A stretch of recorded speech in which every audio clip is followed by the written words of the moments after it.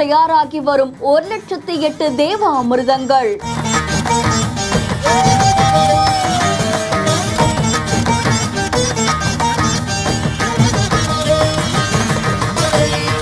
அதிரடியாக ஆய்வு செய்த உணவு பாதுகாப்புத்துறை அதிகாரிகள்.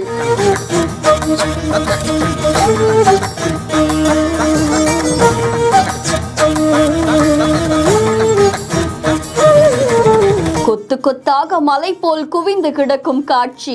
ஆஞ்சநேயர் ஜெயந்தி விழா வர 19ஆம் தேதி கொண்டாடப்படுற நிலையில நாமக்கல் நகர்ல அமைஞ்சிருக்கக்கூடிய 18 அடி உயரம் இருக்கக்கூடிய விஸ்வரூப ஆஞ்சநேயருக்காக அவருக்கு சாத்திரத்துக்காக கிட்டத்தட்ட 1,08,000 வடைகள் தயாராகப்பட்டு வருது. அதை தொடர்ந்து 1,08,000 வடைகள் சாத்திரத்துக்காக கடந்த 14ஆம் தேதியில இருந்தே அதற்கான பணிகளும் தொடங்கப்பட்டுடுச்சாமா. கோவில் வளாகத்துல இருக்கக்கூடிய மண்டபத்துல தான் இதை தயாரிச்சுட்டு வராங்களாமா. 2,250 கிலோ உளுத்தம் மாவு, 600 லிட்டர் நல்லெண்ணெய், 32 கிலோ மிளகு, 32 கிலோ சீரகம், 82 கிலோ உப்புன்னு கிட்டத்தட்ட இத்தனை மூலப்பொருட்களை கொண்டு இந்த வடையை தயாரிச்சுட்டு வராங்க.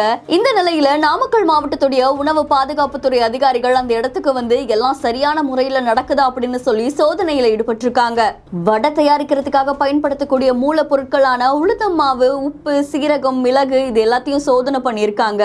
வடை தயாரிச்சதுக்கு அப்புறமா அந்த எண்ணெயை மறுபடியும் பயன்படுத்துறாங்களா அப்படின்ற மாதிரியும் சோதனை செஞ்சிருக்காங்கன்னு தெரிவிக்கப்பட்டிருக்கு. இந்த வீடியோ பத்தின உங்களுடைய கருத்துக்களை கமெண்ட்ல சொல்லுங்க. மேலும் செய்திகளை உடனுக்குடன் தெரிந்து கொள்ள பிஹைண்ட் நோட்ஸ் நியூஸ் வாட்ஸ்அப் சேனலுடன் இணைந்திருங்கள்.